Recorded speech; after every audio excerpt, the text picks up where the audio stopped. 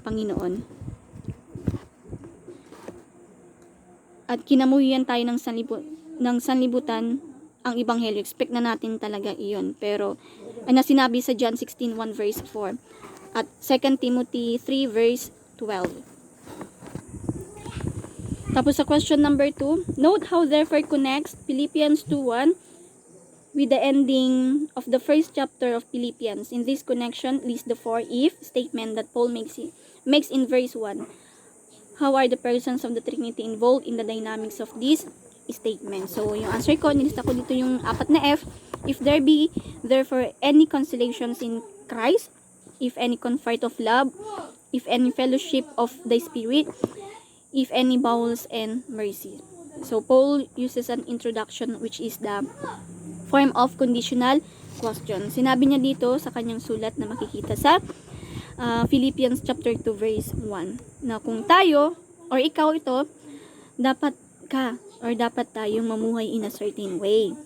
So, the conditional word of F is used here as a rhetorical device by Paul. So, hindi siya nag-doubt na talagang mararanasan ng Philippians church ang mga bagay na ito, yung sufferings talaga. So, Philippians, we know that this is an appeal to the people na siya yung na may kaugnayan at hindi nag-doubt sa kanilang katayuan sa Diyos, kundi rather to intensify His plea to them. This verse displays the Trinitarian nature of the Christian community, na ibig sabihin all the persons of the Godhead ay involved sa ating buhay. Yun. Involved sa ating buhay yung mga tao, yung mga kasama natin na nananampalataya sa Panginoon. Na sabi niya dito is magkaroon tayo ng ganito na consolation in Christ, comfort of love, fellowship of the Spirit, and then ng care sa isa't isa. So number 3 po, Paul's if statement are directly connected to the first word in the verse 2, then the idea being if this is true, then this must be as well. What is Paul's first then conclusion in verse 2? So, yung sagot ko po sa number 3, Paul has maintained a focus on the church as a whole with an attempt to promote unity. So, ang sagot ko po dito ay nasa verse 2. Na sabi ni Paul, complete my joy by being like-minded. Kung magiging by having the same love, by being one in spirit, and by having one purpose. And number 4, in verse 2, continues with a list of what the Philippians need to embody for Paul's design outcome to become a reality. Again, noting the Trinitarian dynamics, how might you connect the 3 ideas Paul begins with in verse 2 with the if statement in the preceding verses? So, sagot ko dito na Paul wants the Philippians to make his joy complete by being and doing certain things. So, these together all speak of the same idea, a deep, abiding, internal unity among Christians. In short, in verse 2, it talks about the command of unity. Number 5, Paul continues using the if-then structure of the text in a series both positive and negative commands in verse 3 to 4. With what particular admonition does Paul end the list of this command?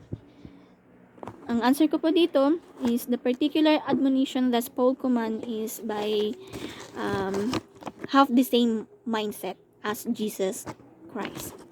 Hindi ko po alam kung tama po yung sagot ko po. And then, sa number 6, Paul then continues this idea.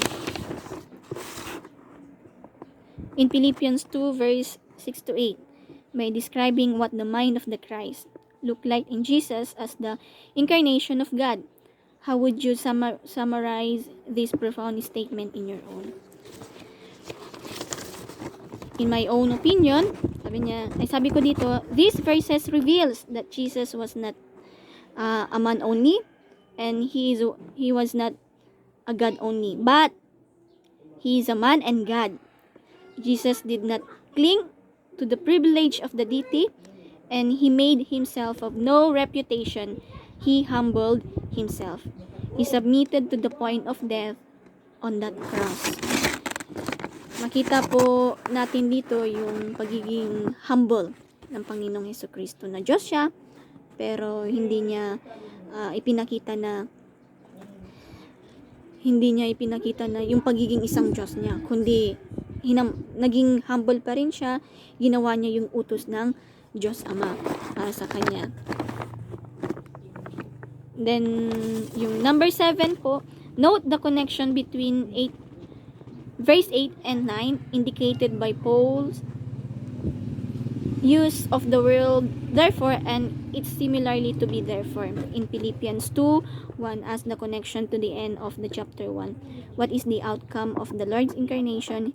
Humiliation, self-emptying, and obedience in verses 9 to 11. So yung verse ko po dito ay yung sagot ko po dito ay nasa verse 11. Sabi po sa 11, basahin ko po. Verse 11,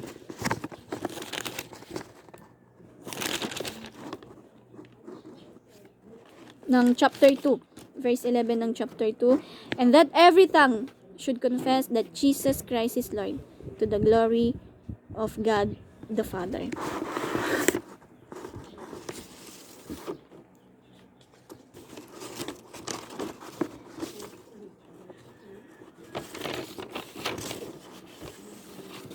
Then number 8, Philippians chapter 2, 6-11 in conjunction with Paul's admonitions and instruction in the first 4 verses of the chapter 2 very likely indicates that Paul is aware of the problem in the Philippian community of faith.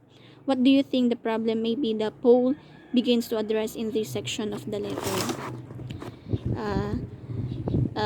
Yung problem po dito